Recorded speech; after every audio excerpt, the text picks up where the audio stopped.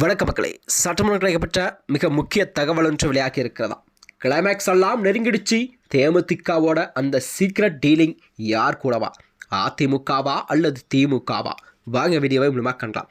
அதாவது தமிழகத்தில் வரக்கூடிய அந்த 2026 சட்டமன்ற தேர்தல் என்பது கண்டிப்பாக 2 மாதங்கள் இருக்கக்கூடிய சூழல் நிலையில் தான் அனைத்து கட்சிகளுமே அரசுகளில் மும்பாரமாக செயல்பட தொடங்கிவிட்டதா. அந்த வகையில் தான் தமிழகத்தில் கண்டிப்பாக இம்முறை 4 முறை போட்டி நிலவக்கூடிய சூழல் உருவாகி கொண்டிருக்கிறதா.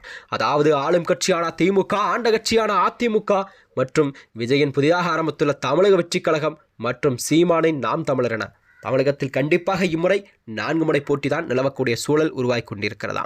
அது மட்டுமின்றி தேர்தல் தேதியானது அறிவிக்கப்பட இந்த சூழல்தான் தேமுதிக தனது நிலவாட்டை இன்னும் ஒரு ரகசியமாக வைத்திருப்பது என்பது மற்ற கட்சிகளிடையே ஒருவித பதற்றத்தை எல்லாம் உண்டாகி கொண்டிருக்கிறதா.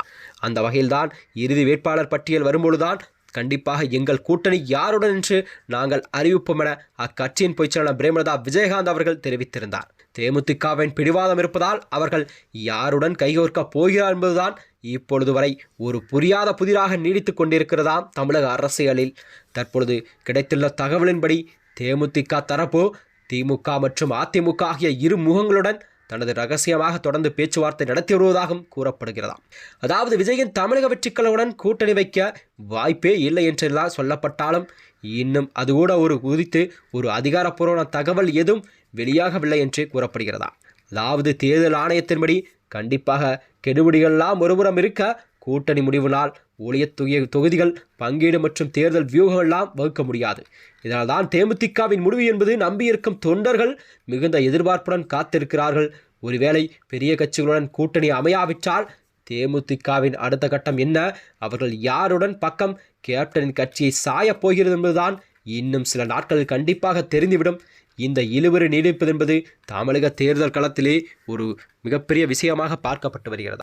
இந்த நிலையில்தான் தேமுதிகவின் நிலைப்பாடு என்னவாக இருக்கும், தேமுதிகவின் 2026 அரசியல் எதிர்காலம் என்னவாக இருக்கும் என்பதுதான் அவர்களுடைய தொண்டர்களிடையே மிகப்பெரிய ஒரு கேள்விக்குறியாக பார்க்கப்பட்டு வருகிறது.